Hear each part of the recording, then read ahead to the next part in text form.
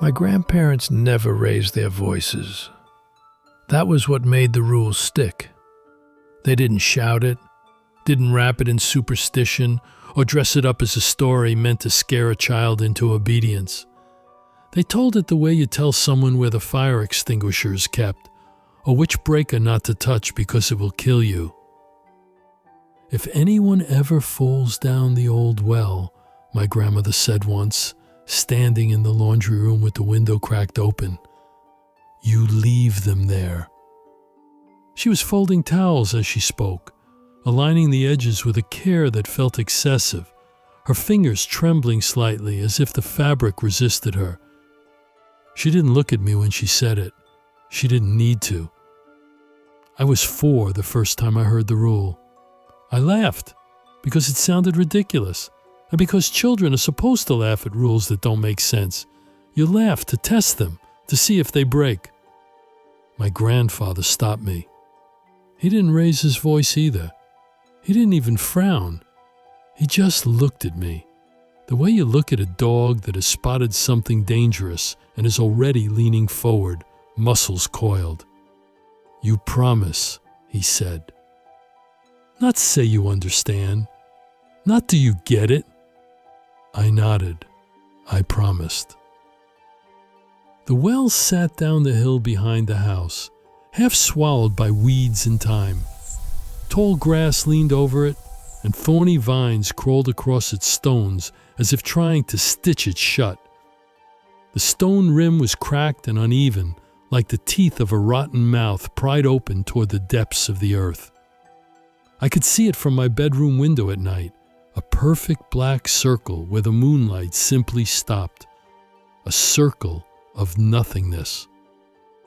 I asked my grandfather many times why he didn't just board it up properly, nail it shut, pour concrete into it like people did in towns.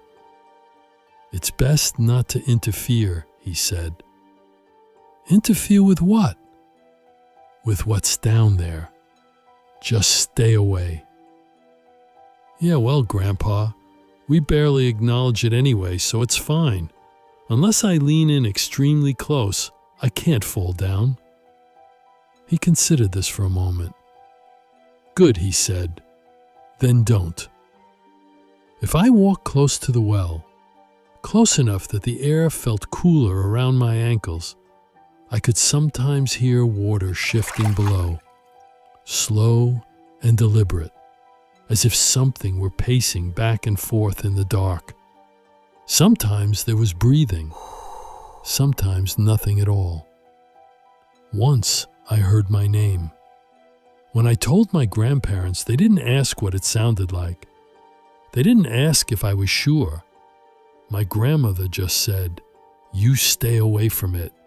If someone falls, you don't help them." That made sense when I was little. Rules often do. They exist in the same category as don't touch the stove and don't run into the road. As a teenager, though, a rule I could barely understand turned irritating. What if Sonia falls down? I demanded one afternoon. Sonia was my little sister. You don't help her out, my grandmother said. What, just leave her to die there? No, she replied calmly. You can talk to her. You can feed her. Throw her things, whatever she needs. Just don't pull her out. I stared at her, waiting for the punchline that never came. But she won't fall in, she added, looking at me then. She won't, Ilya. She said it the way people say it won't rain when they absolutely do not believe it. The farmhouse was relatively isolated, surrounded by open fields and stretches of forest that blurred into one another at the edges. Occasionally, tourists would cycle by, bright helmets flashing between trees, stopping to admire the quiet. None would go close enough to the well, though, which was fine. Years passed. I turned 22. My sister Sonia turned 17. I got her a kitten for her birthday, small, dainty, and white as snow.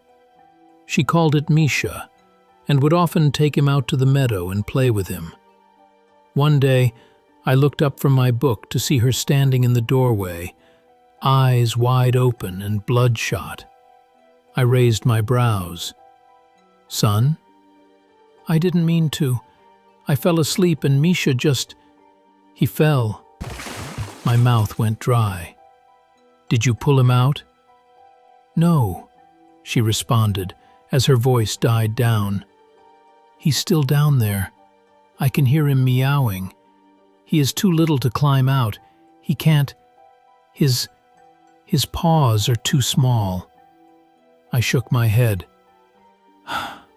"I'm sorry." Sonia's brows dropped.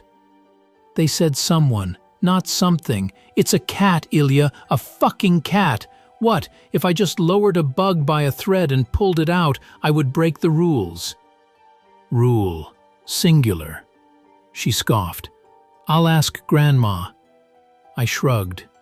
I saw Sonia out the window walking towards our grandma, then guessed her response by the way her shoulders dropped. For the next 2 days, Sonia sat by the well, throwing food down and talking to little Misha. The third night brought in a terrible cold wind. By morning, the well was quiet. Sonia cried for a week. 4 years later, some girl ran away from home. We saw it on the news. Her parents had reported her missing. We didn't know why she ran away, but hoped some creep wouldn't take advantage of her. The chances we'd spot her were very low, since her town was 50 or 60 miles away from the farmhouse. And yet, a month after the news, I was upstairs and happened to glance outside and see a figure, small and fragile.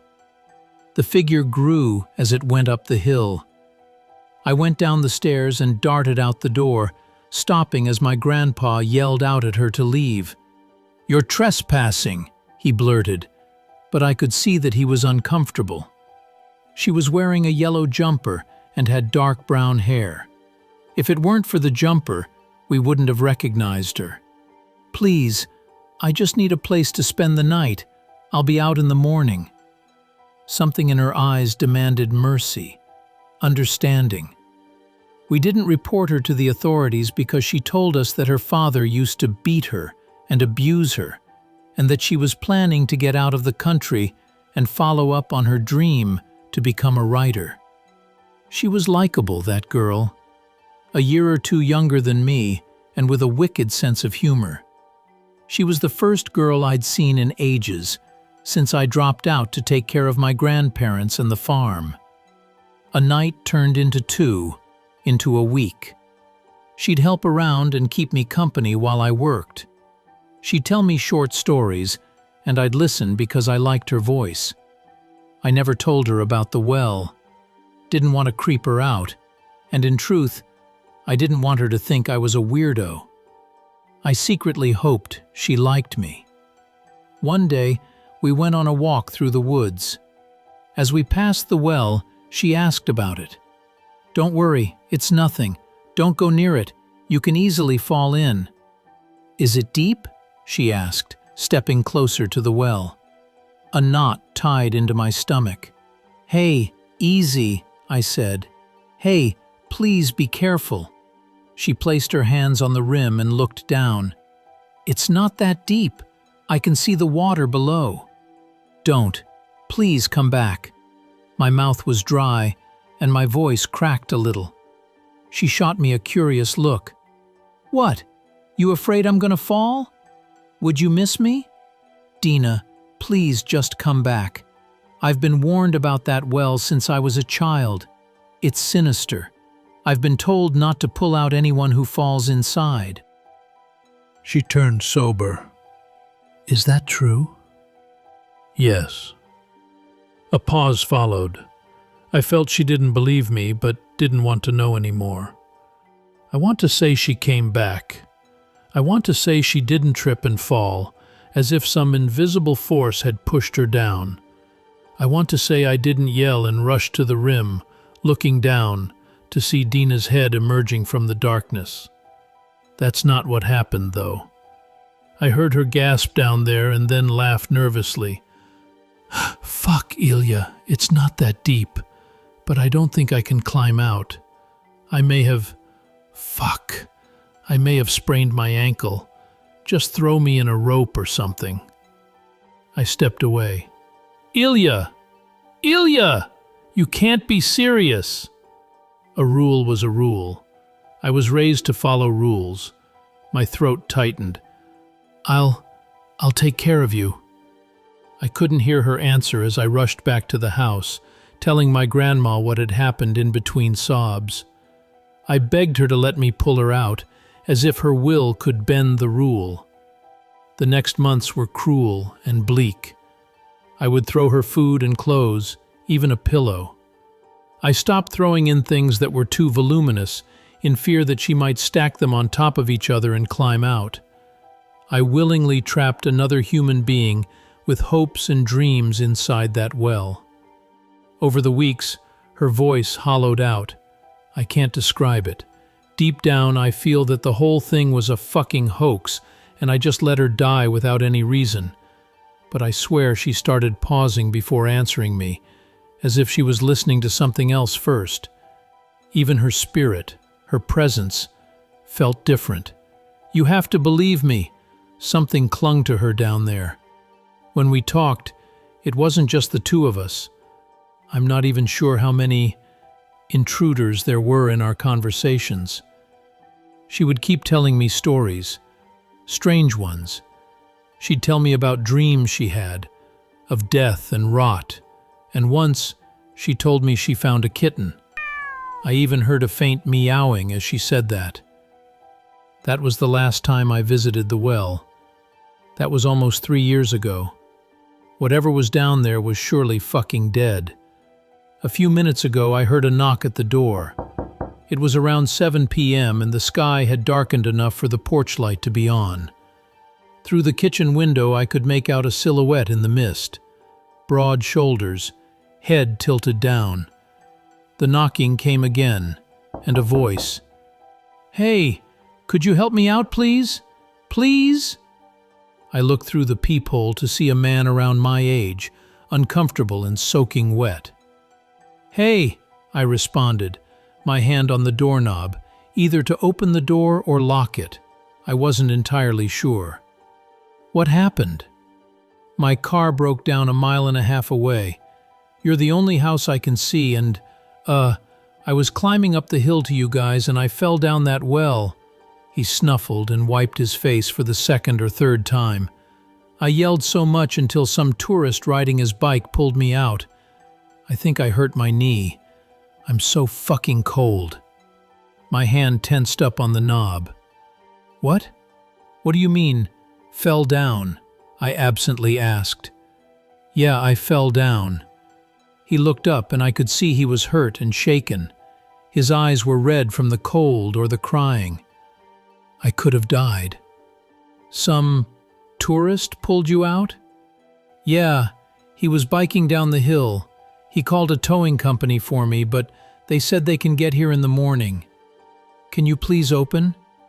You fell down the well and someone pulled you out? He paused for a moment. I could see his eyes searching for something wrong in his question. Yes, he responded, slightly annoyed. That's what I said. I stared at the perfectly normal dude outside my door. If he was completely fine, then I let Dina die for nothing. For some stupid fucking rule my crazy grandparents had made up. My mind braced for an impact that never came. I was gradually swept up by an immense sadness, an immense disappointment in myself and my family. Did you see something down there? Man, look, I didn't fucking inspect the well. I was focused on getting out. It was too dark for me to see. Just let me in and the 4 of us can talk. I'm soaking wet and it's January. My grandparents are sleeping upstairs. How the fuck did he know there would be 4 of us in the house? As I'm typing this, he is begging me to open the door. Should I? Or should I let him die, like I let Dina die? Is he even alive?